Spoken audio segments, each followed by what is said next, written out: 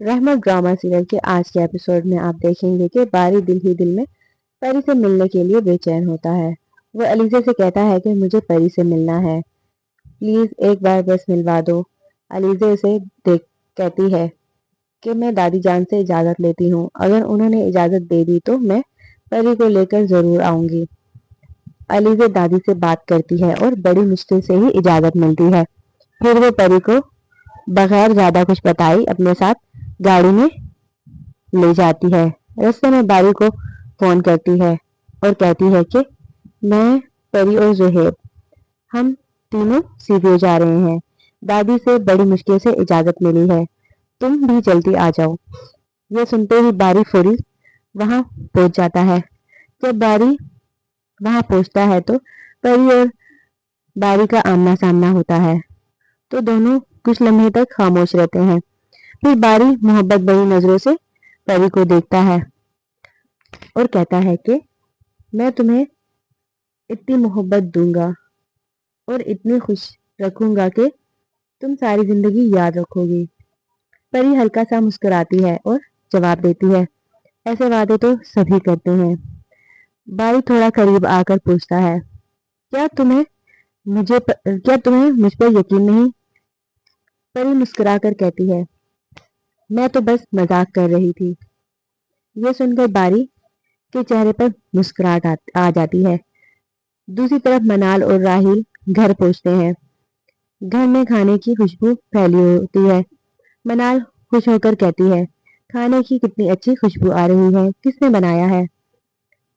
इतने में मनाल के ससुर अपनी जगह से उठकर कहते हैं, मेरा खाना कमरे में ले आओ। लेकिन राहिल फौरी कहता है, नहीं बाबा, आप बैठे, हम खाना कमरे में खा लेंगे। घर का माहौल अजीब सा होता है। सबके रवैये से साफ नजर आ रहा होता है कि वो मनाल से नाराज हैं, जैसे बारी के और परी के पसंद करने और अनाया को ठुकराने में कसूर सिर्फ मनाल का होगा। कसूर सिर्फ मनाल का है।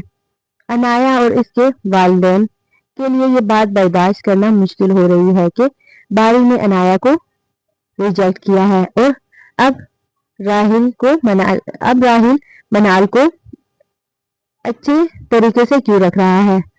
उधर मनाल जब ये कहती है कि वो बारी की शादी में जरूर जाएगी तो सब हैरान रह जाते हैं, लेकिन मनाल के रवैये पर शक भी है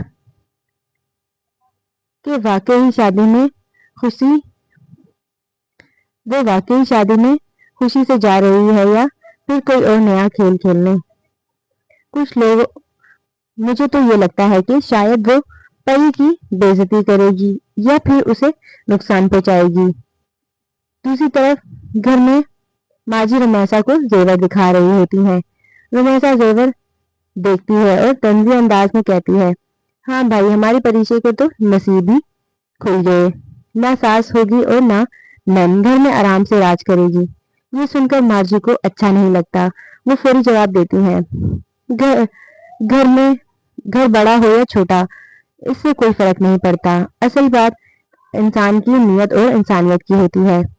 माजी की बात सुनकर रुमैसा फौरी बात पलट देती है। उसके चेहरे से साफ जाहिर हो रहा होता है कि उससे बर्दाश्त नहीं है कि परिचय का इतने बड़े घर में रिश्ता क्यों हुआ। कुछ देर बाद रुमैसा परी की फिक्र करने लगती है। वो कहती है कि परी अब तक घर नहीं आई, इतनी देर हो गई है, परी को अब तक आ जाना चाहिए था। जब बारी परी को वापस घर छोड़ने आएगा तो क्या रुमैसा एक नया तमाशा खड़ा करेगी? आलम साहब को कहेगी रुमैसा कि देखा, मैंने कहा था ना, इस लड़की का कहीं ना कहीं चक्कर है, अब देख लिया तुमने, देखो वापस किसके साथ आ रही है। तुम तो बड़ा कहते थे ना कि मुझे भरोसा है अपनी बेटी पर। उसके इस दौरान उससे और उसी दौरान जब रुमैसा और आलम घर से बाहर निकल रहे होंगे